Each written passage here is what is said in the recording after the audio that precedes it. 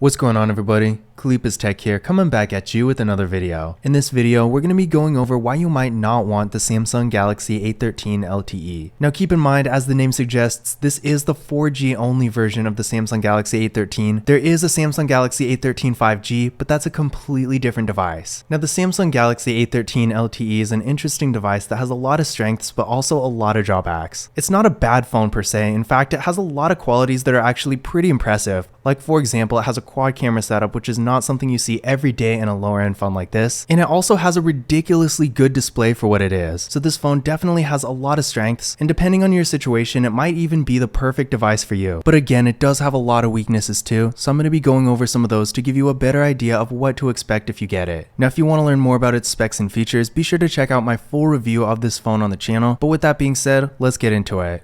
So my first con for the Samsung Galaxy A13 LTE is the overall design of the phone. So when it comes to lower end phones like this, the design is pretty much as generic as you can possibly get. Now it doesn't actually look terrible, the display itself looks great and it has decently thin bezels too, but other than that, it has the typical water drop notch most lower end phones have, and then on the back there's pretty much no texture at all. It has a really glossy material which is not good for fingerprints, and with the camera module there's pretty much no shape at all. The cameras are just kind of there, and overall, despite again not really looking bad, it just looks like your standard issue cheap phone. Now on one hand, a lot of people, especially those of you who are looking for a phone in this price range, might not even care about aesthetics at all. But then again, when you have stuff like the Motorola Moto G Power 2022, that phone's not even really that good, but it still looks a lot better than this phone. And even stuff like the Visible Midnight, which is another really cheap phone, at least those phones have decently unique designs. Whereas with the Samsung Galaxy A13 LTE, sure, it doesn't look bad, and if you don't care about aesthetics at all, this is probably not even gonna matter, but it has such a generic, forgettable look that when you're shopping for a phone, it's pretty easy to skip past.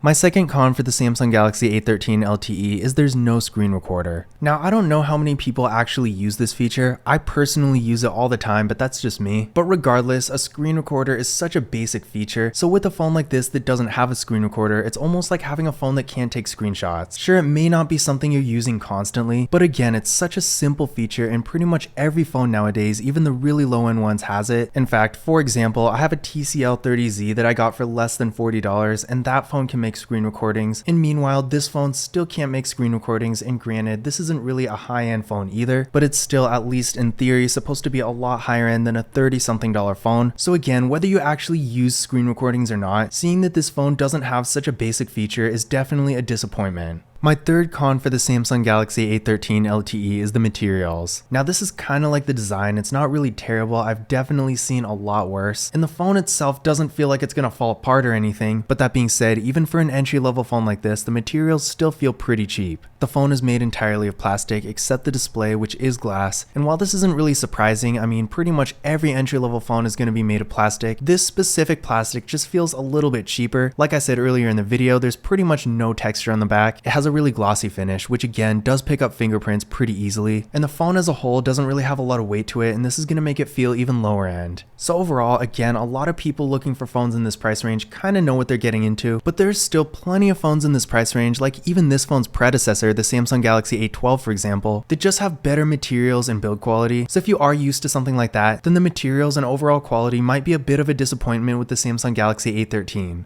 My fourth con for the Samsung Galaxy A13 LTE is there's no edge panel. Now this is sort of a little feature, and if you're coming from a non-Samsung phone for example, this might not really be a big deal, but in case you don't know, the edge panel is basically this little shortcut bar Samsung phones have on the edge of the screen, and if you pull it open, it's going to give you quick and easy access to a bunch of different apps and features. And the funny thing here is, I'm actually showing it to you on the Samsung Galaxy A12, which is the predecessor to the A13 LTE, so it's pretty weird to me that the older version of the exact same phone has this feature, whereas the newer version doesn't, despite them having the same version of Android. And to take it a step further, even the Samsung Galaxy A03s, which is supposed to be a lower end version of the A13 LTE, still has the option to turn on the edge panel, whereas again, the Samsung Galaxy A13 LTE doesn't. So whether or not you actually use this feature, the fact that you don't even get the option to really shows that you're not getting a whole lot of value for the money compared to some of the other options. My fifth con for the Samsung Galaxy A13 LTE is there's no stereo audio. Now I'm going to show you a clip real quick just to give you an idea of what this audio sounds like.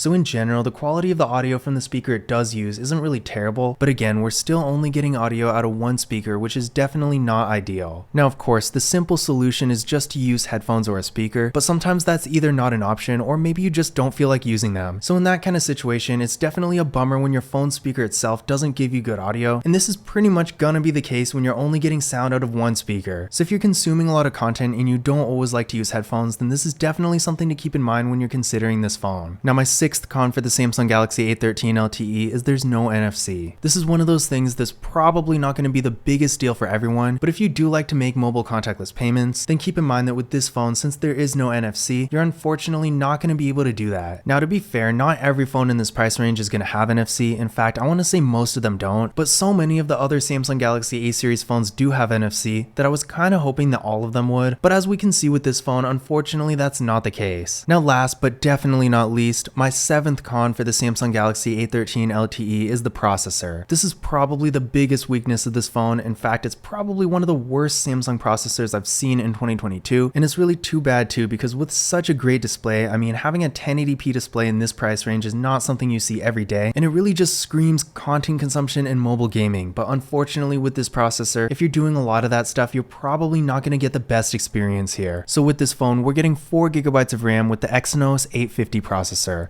Honestly, the name itself sounds cool, but again, the performance of this phone is really not that great. Like I said earlier in the video, we're not getting 5G connectivity here. There is a Samsung Galaxy A13 5G, but this is not it. Again, this is the Samsung Galaxy A13 LTE. The Samsung Galaxy A13 5G is a completely different phone. So with this phone, the performance really isn't very impressive. It can run some mobile games here and there, like Angry Birds for example. It does do that pretty decently, but the loading times for everything are going to be pretty slow. The web browsing experience isn't the greatest, and if you're just on your phone a lot in general, you are going to start to notice it being pretty laggy, and again, it does take quite a while for certain things to load. Now in case you're wondering, I did run a Geekbench 5 benchmark test here, and these are the scores. Now if you're not too familiar with this test, it might not mean a whole lot to you, so I do recommend running this test on your current phone and then comparing your scores to these to see whether or not this phone would be an upgrade for you. But I can tell you from experience, it's probably not going to be an upgrade for most people. In fact, even compared to the Samsung Galaxy A12, again this phone's predecessor, the A12 is actually significantly faster both from the test and in actual use, and same goes for the A03s, which again is technically supposed to be lower end than this phone. So it really goes to show that despite having a great display that's just built for mobile gaming and content consumption, unfortunately the actual performance of this phone is pretty subpar. Now that being said, if you're just doing really basic activities like sending text messages, browsing the web, maybe a little light social media use, and then streaming videos, which it does do pretty well, then you should be perfectly fine. But if you're doing a lot of mobile gaming for example, or you're just really going to be on your phone a lot, then I would definitely go for a phone with a better processor. But those were some reasons why you might not want the Samsung Galaxy A13 LTE. Again, this really isn't a bad phone. In fact, if you're just doing basic activities, it might work out for you perfectly fine. Since after all, the display is great, so if you're streaming videos or something more simple like that, you are going to get a pretty good experience. And the camera is also really good for just being an entry-level phone. But again, if you're looking for something with better performance and more features, you're definitely not going to be very happy with this device. Now, if you want to learn more about this phone, be sure to check out my full review and other videos about it on the channel. But that's it for this video. Don't forget to follow Kalipas Tech on Twitter and Instagram, and I will see you in the next one.